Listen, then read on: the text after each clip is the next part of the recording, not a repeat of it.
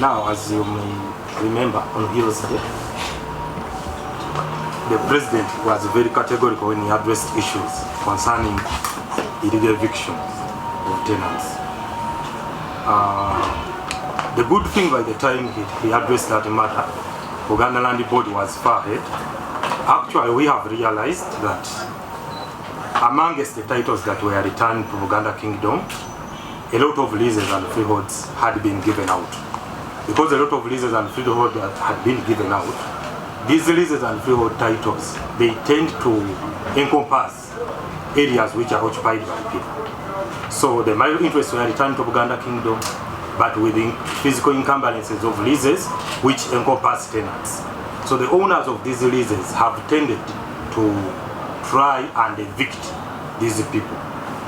Buganda Kingdom is clearly against eviction of all tenants from Kabaka's land. We are against it, and we shall take all necessary steps to prevent such evictions. The tenants have registered with the Buganda Kingdom. Therefore, we recognize their tenancies. And therefore, we cannot allow anyone to come up with a leasehold title or a freehold title to try and evict Kabaka's people from the land.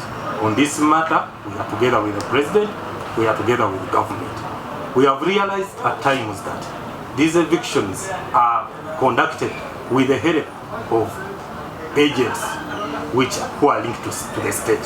For example, at times you can find active involvement of the police, and we are bringing an issue of Rwamadiba, where 2 villages are facing eviction from the land. That is in Rwamadiba. We have been there on the ground. We have looked at what is on the ground.